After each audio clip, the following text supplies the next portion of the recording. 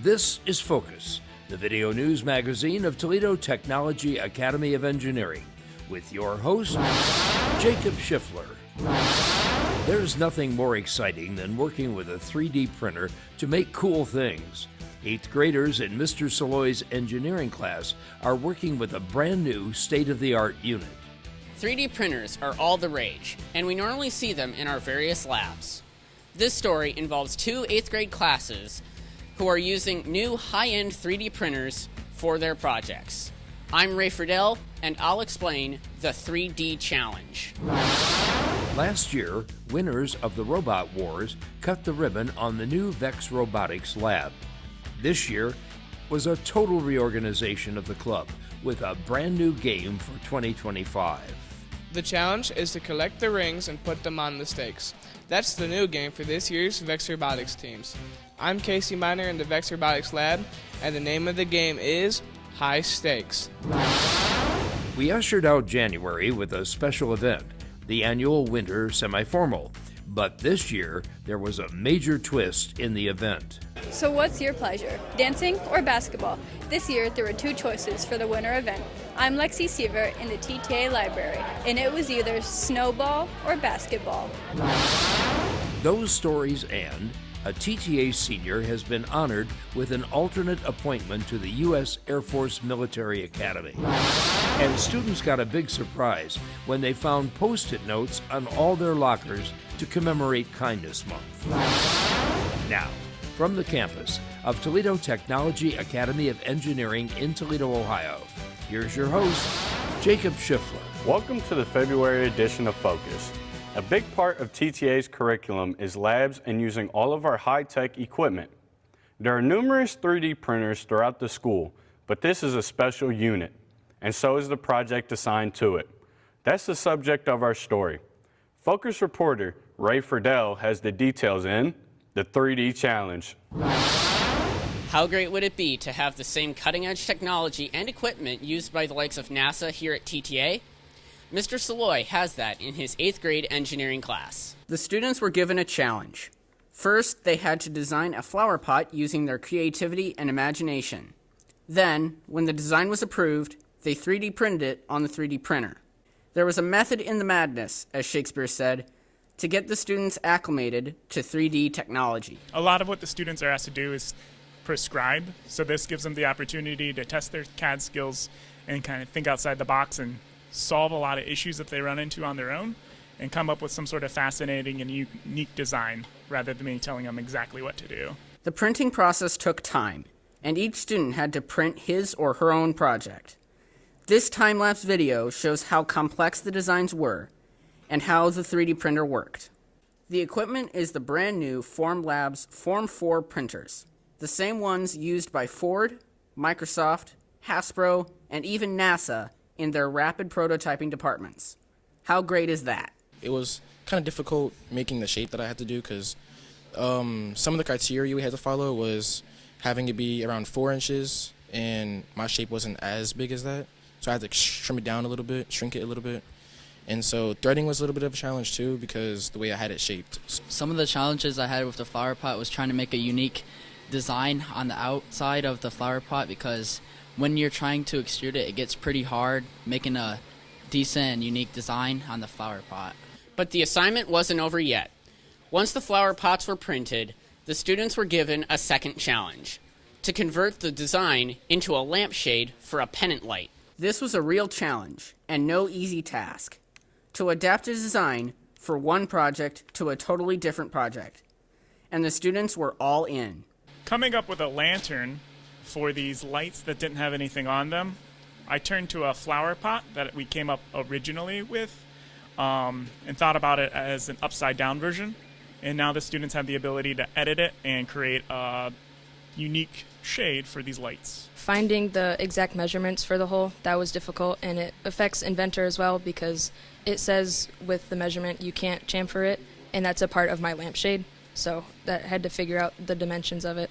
It was challenging, but was also a fun project, and students were able to take home something they had made in class. Reporting for Focus, I'm Ray Friedel. It's a real honor to be nominated to attend one of the 4 U.S. military academies. Last year, we did a focus story on Emery Alafa earning his private pilot's license.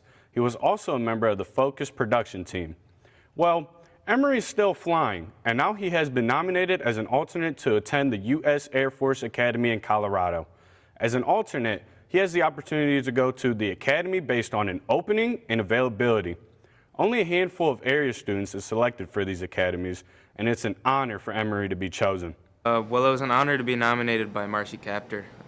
It's a big accomplishment for me. It's something I've been looking forward to for a long time, and I'm really excited, and I hope I get accepted into the academy. This year was a major reorganization for our VEX Robotics teams. Mr. Amblukar assumed the advisor role, assisted by Mrs. Jacobs and Mr. Tanner. Together, they organized the club and assisted with the implementation of the robots. Focus reporter Casey Miner followed the club's activities all the way to Kalahari and brings you high stakes. VEX Robotics has been an institution at TTA. Over the years, VEX teams have competed against other schools and often have come out on top. This was a year to reorganize. Mr. Amblukar, Mr. Jacobs, and Mr. Tanner have taken the reins, and our VEX teams are already actively competing. There are 2 teams. The Freak Bobs are students in grades 9 through 11, and the Zenith team that includes only 8th graders. We have an amazing group of students who volunteered to be part of this VEX tournament or the club that represents us at different tournaments. We have students from 8 to 11 grades. One of the teams that's called Zenith is represented by the 8th graders, and another team called Freak Bob, we have 9 to 11 graders in that team. This year, the name of the game is High Stakes. It involves collecting rings on mobile goal stakes and wall stakes. Robots carry stakes with rings to corners and must guard them from the opposition. The final stage is the robot climbing the ladder. The teams had to not only build the robots, but they had to program them, since there are 2 parts to each game. The first is a 15-second autonomous period, and the second is a 1-minute 45-second driver-controlled period. During the autonomous period, the robot has no operator. In Part 2, students use the controllers to stack rings, move stakes, and defend their post to collect points. In this competition, there's an alliance of 2 teams in red teams and 2 in blue. Qualifying matches are followed by a final alliance pick and playoff for the tournament championship. At every game in the tournament, there are 2 alliances, red and blue. The blue alliances has 2 teams and red alliances has 2 teams. They compete against each other. So depending on which alliance we are in, we partner with other team and try to compete and win the games. One of the first trials for the teams was at the Kalahari Water Park in Sandusky, where both the Freak Bobs and Zenith teams competed. I've learned that our bots were only good for defending rather than scoring, and I wanted to change that. That way we could have more points and have a higher chance of winning. It's an ongoing learning experience. With each match, the team members discover what works and what doesn't, so they're prepared for the next event. At Kalahari, we learned a lot, so we came back and we're fixing our mistakes. This includes our autonomous phase as well as our build. As our VEX teams continue to perfect their robot and to hone their skills, we'll follow their progress and wish them the best at future competitions. Reporting for Focus, I'm Casey Miner.